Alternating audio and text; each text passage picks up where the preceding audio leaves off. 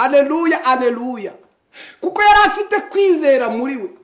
Yizeye Yesu, aramwizera, yizera imirimo n'ibitangaza akora, yizera ko Yesu ari umutunzi w'imbabazi, yizera ko Yesu akiza indwara zose, yizera ko Yesu ari umukiza, aramwizera. Arangije aravuga ngo ndagufata ngo ukomeze, kuko ari wowe ufite igisubizo cy'ibibazo byanjye. Imana ishimwe. Tugeze mu gihe abantu benshi bari kunanirwa, tugeze mu gihe abantu benshi bafite ubukonje bwo mu mwuka, ariko mureke mbabwire bene data, iki ntabwo ari cyo gihe cyo gucika intege, iki ntabwo ari cyo gihe cyo kugira ubukonje bwo mu mwuka, ahubwo iki ni igihe cyo kongera kureba imirimo n'ibitangaza Imana yakoze ku buzima bwacu. Twabireba tukongera tukizera kugira neza kw'Imana, tukongera tukizera gukora kw'Imana, tukongera tukizera kw'Imana iriho kandi ifite imbaraga zo gukora ibyo twebwe tudashoboye gukora. Imana ihabwa icyubahiro.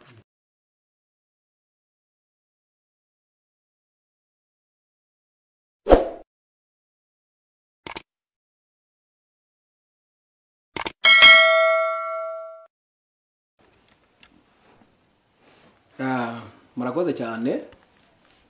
Nitwa Ngirinshuti Gratien, ndi umugabo, ndubatse, mfite umudamu ndetse n'abana babiri. Ndi umubwiriza butumwa, ntuye mu karere ka Rusizi. Imana iduhana umugisha. Rero ndagira ngo tuganire ijambo ry'Imana.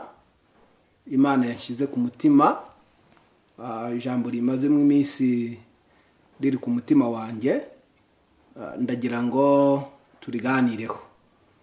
Turasoma mu butumwa bwiza bwa Yesu Kristo uko bwanditswe na Matayo, ni ibice 15. Turahera ku murongo wa 21,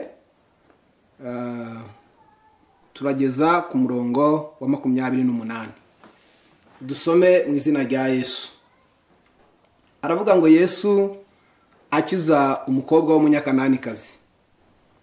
Yesu arahava ajya mu gihugu cy'Itiro ni Sidoni.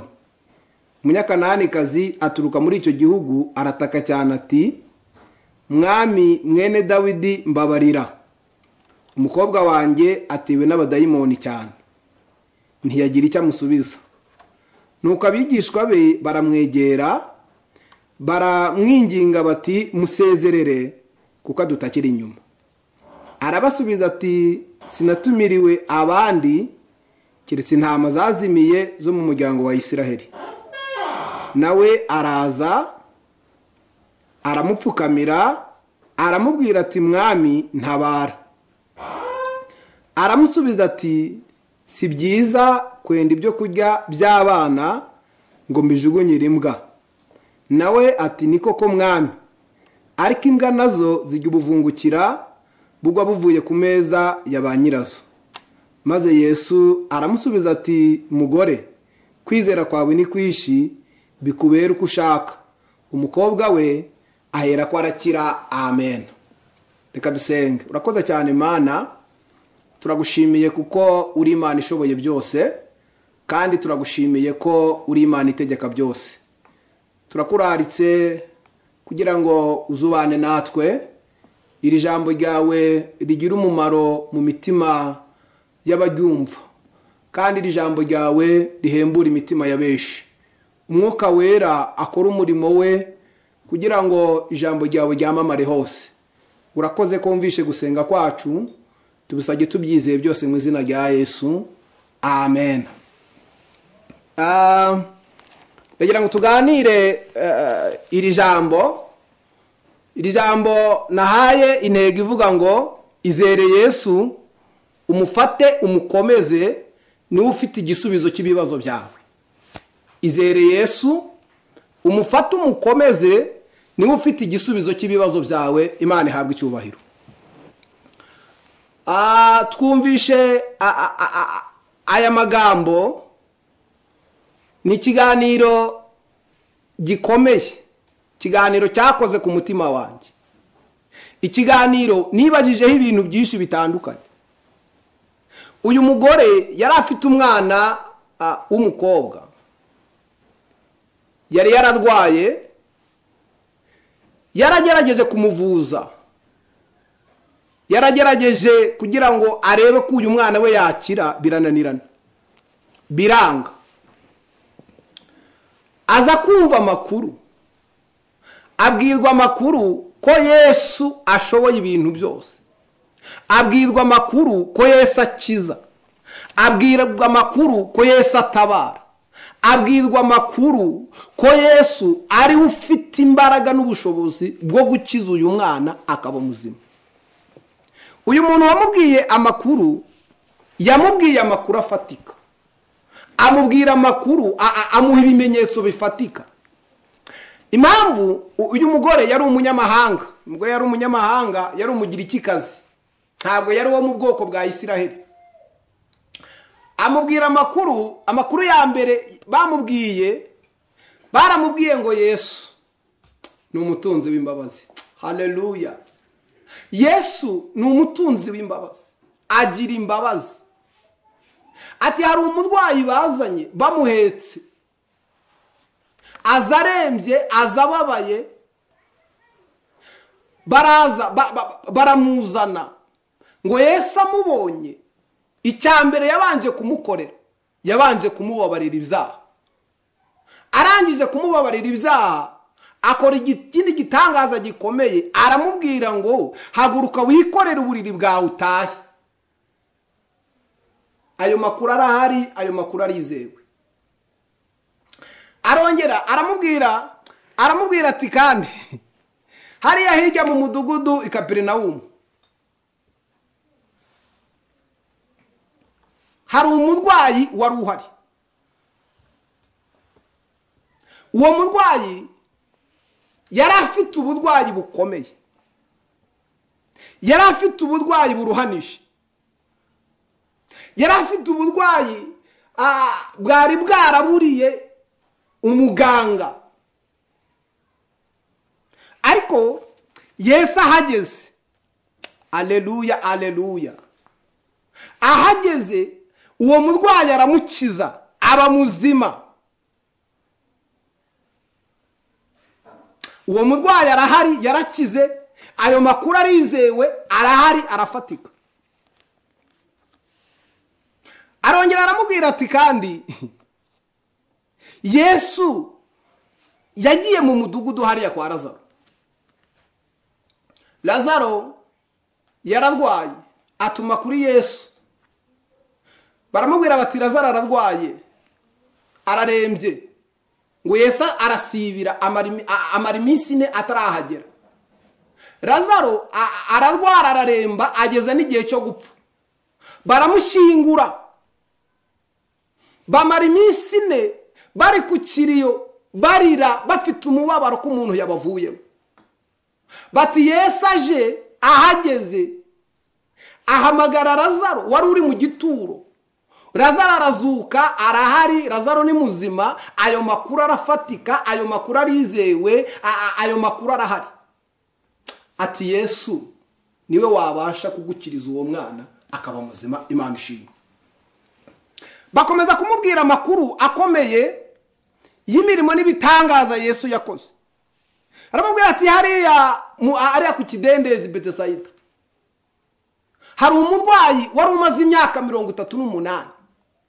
Abantu bose baramutaye, abantu bose baramuretse, yewe nta muntu n'umwe wari ukimufitiye imbabazi.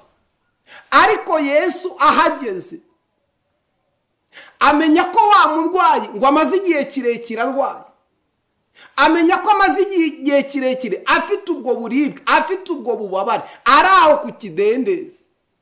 Yesu ahageze aramubwira ati haguruka wikorere uburiri bwawe utahe, ugende uvuge imirimo n'ibitangaza wiboneye. Uwo muntu arahari, Yesu yakoreye ibyo mirimo n'ibitangaza, wanyarukira ku kidendezi Betesayida, ayo makuru arizewe. Arongera aramubwira ati kandi Yesu arashoboye. Ati hari umwana iwabo bari baramubyaye ari umwe, Isarapfa, asigarana na mama we. asigara ari imfubyi. Bukeye wa mwana ararwara, arwaye araremba, umwana arapfa, bajya kumushyingura. Yesu aba arahagobotse, ahura n'abikoreye ikiribo, arababwira ngo nimushyire hasi. Bashyira hasi, abwira abarira ati mwirira. Arangije yegera uwo mwana w'umuhungu, aramubwira ati haguruka wigendere. Uwo mwana arahari, nyarukira hariya ku mudugudu hari inayini, urahasanga ayo makuru. Haleluya. Ayo makuru arahari, arizewe. Hariya i Yeriko hari impumyi bitwa Barutolomayo. Iyi mpumyi yari yaravutse ari uko, vuka ari impumyi, nta ruhare yigeze ibigiramo. Yesu aje ahageze, impumyi irataka n'ijwi rirenga ati Yesu mwene Dawidi ngirira imbabazi. Yesu arahagarara, ahamagara iyo mpumyi, arayegera, ayikoraho, impumyi irahumuka. Barutolomayo arahari hariya mu mudugudu Yeriko, uhageze wahasanga ayo makuru. Uyu mugore yari afite amakuru yize. Akimara kumva ayo makuru yose, arahaguruka aravuga ngo ngiye gushaka Yesu. Haleluya, aleluya. Ngiye gushaka Yesu kuko niwe ufite igisubizo cy'ibibazo byanjye. Arizera, yizera imbaraga za Yesu, yizera gukiza kwa Yesu, yizera gukora kwa Yesu. Arahaguruka, uyu mugore ajya gushaka Yesu. Uyu mugore twibukiranye ko yari umunyamahanga, yari umugirikikazi. Ava ahangaha muri uyu mudugudu i Tiro n'i Sidoni, aragenda. Akikubita Yesu amaso, yibuka ko wamuhaye amakuru, yibuka ko yamubwiye ngo Yesu ni umutunzi w'imbabazi. Uyu mugore aca bugufi, arapfukama, arataka ati Yesu, Yesu mwene Dawidi ngirira imbabazi. Uyu mugore yari umunyabwenge, yabanje gusaba Yesu imbabazi. Haleluya, aleluya. Asaba Yesu imbabazi, aravuga ngo Yesu ndakwinginze mbabarira, nubwo ndi umunyamahanga, ariko reka nkugirireho umugisha, umbabarire, unkureho urubanza rw'ibyaha. Ngo Yesu aramwihorera. Ayiwe, hari igihe Imana ubona isa nkaho iri kure yawe. Wataka, watabaza bitewe n'ibibazo n'ibigeragezo urimo, ukajya wumva Imana ntikumva. Ariko ndagira ngo nkubwire burya Uwiteka bakumva. Arangije ngo abigishwa be begera Yesu, baramubwira batari ko mwigiye, uyu mugore ntabwo wumva ko ari wowe ari gutakira, wamushubije ibyo akubaza ko akomeza kudusakuriza, wamukemuriye ikibazo cye. Yesu ahindukira n'abigishwa be arababwira ati rega, sinatumiriwe abandi keretse intama zazimiye zo mu muryango wa Isiraheli, nizo naje gushaka. Uyu mugore byumvikane ko ntabwo we yari arimo, yari umunyamahanga, ntabwo yari arimo. Babivuze ibi, uyu mugore arapfukamye ari kubyumva. Arangije uyu mugore yongera atera intambwe ngo yikubita imbere ya Yesu, aramubwira ati Yesu ntabara, kuko nzi neza ko ari wowe ufite igisubizo cy'ikibazo cyanjye. Ngo Yesu aramureba aramubwira ati madamu, aterega, ati sinafata ibyo kurya natekeye abana ngo nindangiza ngo mbijugunyire imbwa. Mbega ijambo rikomeye. Uyu mugore yagombaga gucika intege, akavuga ati amakuru bampaye birashoboka ko bambeshye, amakuru bampaye birashoboka ko atariyo. Uyu mugore agacika intege, agasubira inyuma, akareka gukomeza gukurikira Yesu, akareka gukomeza gutitiriza, kuko amagambo Yesu yamubwiye yari amagambo akomeye. Ariko kuko uyu mugore yari afite kwizera, haleluya, aleluya, kuko yari afite kwizera muri we, yizeye Yesu, aramwizera, yizera imirimo n'ibitangaza akora, yizera ko Yesu ari umutunzi w'imbabazi, yizera ko Yesu akiza indwara zose, yizera ko Yesu ari umukiza, aramwizera, arangije aravuga ngo ndagufata ngo ukomeze kuko ari wowe ufite igisubizo cy'ibibazo byanjye. Imana ishimwe. Reka mbabwire, tugeze mu gihe kigoye, tugeze mu gihe abantu benshi bari gucika intege, tugeze mu gihe abantu benshi bari gusubira inyuma, tugeze mu gihe abantu benshi bari kunanirwa, tugeze mu gihe abantu benshi bafite ubukonje bwo mu mwuka. Ariko mureke mbabwire bene data, iki ntabwo ari cyo gihe cyo gucika intege, iki ntabwo ari cyo gihe cyo kugira ubukonje bwo mu mwuka, ahubwo iki ni igihe cyo kongera kureba imirimo n'ibitangaza Imana yakoze ku buzima bwacu. Twabireba tukongera tukizera kugira neza kw'Imana, tukongera tukizera gukora kw'Imana, tukongera tukizera kw'Imana iriho kandi ifite imbaraga zo gukora ibyo twebwe tudashoboye gukora. Imana ihabwa icyubahiro. Uyu mugore yari afite kwizera kudasanzwe, abwira Yesu, aramubwira ati mwigisha, ati nibyo, ati nanjye ndi umubyeyi, narabyaye, mfite abana, ntabwo natinyuka gukora iri kosa ngo mfate ibyo kurya natekeye abana banjye mu gihe ntarabagaburira ngo mbifate mbigaburire imbwa. Ntabwo iri kosa nanjye narikora. Ariko mwigisha, mwami w'abami, Yesu Kristo umwana w'Imana, imbwa nazo zijya zijya utuvungukira tuvuye ku meza ya ba shebuja.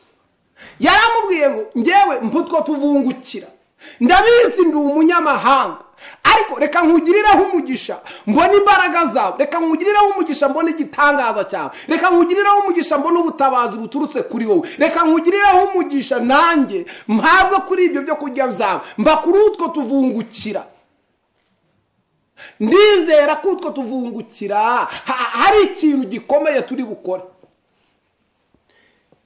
Amena. Mureka mbabwire, uyu mugore yarizeye yemeza Yesu. Yesu aravuga ati nanjye ndemeye, nanjye ndemeye. Aravuga ati, Yesu aravuga ati wa mugore we, kwizera kwawe ni kwishi. Mureka mbabwire bene data, dukwiriye kugira kwizera kwishi muri twebwe. Nubwo twahura n'ibibazo bikomeye, nubwo twahura n'intambara zikomeye, nubwo twahura n'ibigeragezo bikomeye, dukwiriye kugira kwizera kurenze bya bigeragezo, tugira kwizera kurenze za ntambara turi gucamo, tukizera ko umwami abishoboye, tukizera ko umwami afite imbaraga zo kubikora, kandi tukemerera ubushake bwe bugakora ku buzima bwacu. Imana ihabwe icyubahiro. Yesu abwira uyu mugore, aramubwira ati madamu, ati kwizera kwawe ni kwishi, bikubere ko wizeye. Amen. Ngo akimara kuvuga iryo jambo, uyu mugore yumva umutima uraruhutse, yumva umutima uranezerewe, yumva umutima we ufite umunezero, agenda akeye mu maso. Aravuga ngo amakuru nabonye kuri Yesu niyo, nanjye namwiboneye, nabonye imirimo n'igitangaza, nabonye igitangaza ku buzima bwanjye. Umwana we wari wararwaye, umwana we wari warabuze muganga umuvura, ngo yageze mu rugo asanga wa mwana ntakiruka ku gasozi, asanga wa mwana ntacyambaye ubusa, asanga wa mwana arimo arakora imirimo. Umubyeyi ahingutse aramubwira ati karibuma. Haleluya, haleluya. Ashimira Imana, avuga imirimo n'ibitangaza Imana ikora kuko yabonye kugira neza kw'Imana. Bareka mbabwire bene data, ongera wagura igipimo cyo kwizera muri wowe. Fata kwizera kwawe ukuremo gushidikanya, urabona igitangaza cy'Imana. Ongera wizera imbaraga z'Imana no gukora kw'Imana. Hari undi mugabo ujya untangaza wagize kwizera, uyu mugabo ajya ashimisha umutima wanjye.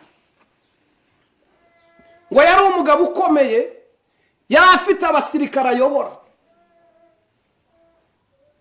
yari umugabo w'umunyacyubahiro, akaba yari afite umugaragu we urwaye, yararemaye.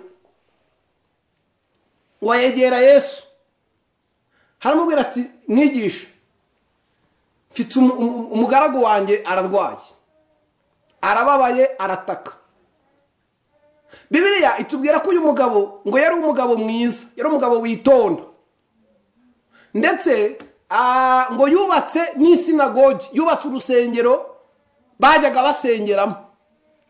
Abantu bagerageza uburyo kumusobanura, baravuga ati uyu ni umugabo mwiza, yanatwubakiye urusengero, yaradufashije, ni umugabo mwiza cyane. Bamutangira ubuhamya yuko ari umuntu mwiza. Arangije Yesu aramubwira ngo ndaje tumanukane njye kugukiriza uwo mugaragu. Amen. Arangije uyu mutware ahindukirira Yesu aramubwira ati mwigisha, ntabwo bikwiriye ko tumanukana, ntabwo bikwiriye ko tujyana, ntabwo bikwiriye ko nkumanura ngo ngujyane firiya, ntabwo ari ngombwa. Aramubwira ati tegeka gusa kuko umugaragu wanjye arakira. Haleluya, haleluya. Tegeka umugaragu wanjye araba muzima, ndabyizeye. Yesu yumvise iryo jambo, aravuga ati uyu mugabo afite kwizera kudasanzwe. Wa mutware atangira gusobanurira Yesu, aramubwira ati nanjye ndi umuntu, ndi umuyobozi, mfite abasirikari nyobora, mfite abasirikari ntwara. Iyo mbwiye umwe ngo agende, aragenda akirukanka akajya gukora ibyo mubwiye. Iyo mpamagaye undi nkamubwira ngo nzanira iki, arakizana kandi akakizana yishimye. None wowe uri umwami, uri umukiza, utegeka byose. Tegeka kuko umugaragu wanjye arakira. Yesu aratangara, ahindukirira abari baraho, arababwira ati bagabo bene data, ntabwo nari nabona umuntu ufite kwizera kungana gutya, habe no mu Bisiraheli. Kandi uyu mugabo nawe yari umunyamahanga. Ngo uwo mwanya imbaraga za Yesu zirirukanka zisanga wa mutware, zisanga wa mugaragu wa mutware w'umusirikare, ziramusanga ziramukiza. Kuko hari urugendo rutari rutoya, hari urugendo rurerure, hari urugendo rurerure. Ngo bukeye aza kubwirwa amakuru ko wa mutware yakize, ko wa mugaragu we yakize. Ayo makuru arayamenya, amenya ayo makuru yuko yakize. Aravuga ngo yakize ryari? Arebye asanga n'icyo gihe bari bari kuganira na Yesu. Haleluya, haleluya. Mwene data, nshuti y'umusaraba, ndakwinginze ongera ukangure kwizera muri wowe. Satani agafata abantu akababyigira mu cyumba cyo gushidikanya. Abantu bagashidikanya amasezerano y'Imana, bagashidikanya gukora kw'Imana. Abantu bakavuga ngo Uwiteka yarantaye, abandi bakavuga ngo Uwiteka yarandetse, abandi bati Uwiteka yaranyibagiwe. Reka nkubwire, ntabwo Imana yakwibagiwe, ntabwo Imana yagutaye, Imana iracyagukunda. Rero ahubwo ongera wangure kwizera kwawe, ongera wizere, fata Yesu mukomeze. Haleluya, haleluya. Niba ufite igisubizo cy'ibibazo byawe, fata Yesu mukomeze. Niba ufite igisubizo cy'ibibazo byawe, Imana ihabwe icyubahiro. Iri jambo narivugaho amagambo menshi, ariko reka tugere mu mwanya wo gusoza. Nta bintu byaba byaraguciye intege, nta bintu byaba byaratumye umutima wawe utakwizera, umutima wawe ugata ibyiringiro. Nta bintu ubona abantu bakubwiye ngo ntibishoboka, abantu bakubwiye ngo ntibizakunda, abantu bakubwiye ngo ntibizeme. Ibyo babivuze nk'abantu, ariko muri byose Uwiteka niwe ushoboye ibintu byose. Abantu bagira ibintu bashoboye, ariko nta muntu ujya ushobora ibintu byose. Ariko Uwiteka ashoboye ibintu byose. Uyu mugore yahagurutse afite amakuru yizera. Reka nkubwire, kugira ngo utsinde Satani, kugira ngo uneshe Satani, nuko wibuka imirimo n'ibitangaza Imana yakoze ku buzima bwawe. Iyo byibutse biguha imbaraga zo gukomera, iyo byibutse biguha imbaraga zo gutsinda satani, biguha imbaraga zo kunesha satani, ukongera ukagira ibyiringiro, ukongera ukagira kwizera mu mutima wawe, ukizera imbaraga z'Imana. Kandi uko wizera imbaraga z'Imana ni kugenda ubona igitangaza cy'Imana. Imana iguha umugisha. Reka dusenge. Agura kwizera kwawe mwene data, ongera wizere, ongera wizere, wizere imbaraga z'Imana. Nkuko twaganiriye umutwe w'iri jambo bavuga ngo izere Yesu, umufate umukomeze, niwe ufite igisubizo cy'ibibazo byabo. Urakoze. Imana iguha umugisha. Reka dusenge. Mana yo kwizerwa no kwiringirwa, Imana ifite imbaraga, Imana ishoboye byose. Haleluya, haleluya. Nuko uyu mugore yari afite amakuru gukora imirimo n'ibitangaza, kandi aya makuru niyo, aya makuru ni ay'ukuri 100%. Afata inzira uyu mugore ajya gushaka imbaraga zawe, ajya gushaka gukora kwa. Haleluya, haleluya. Nubwo wamubwiye amagambo akomeye, ntabwo uyu mugore yigeze acika intege, kuko yararangije kwizera imbaraga zawe Yesu, yararangije kwizera gukora kwawe. Aragufata, aragukomeza, abona igisubizo cy'ikibazo yari afite. Umwana warakira, aba muzima, ashimira izina ryawe. Abantu benshi bacitse intege kubera ibihe, abantu benshi bacitse intege kubera iminsi.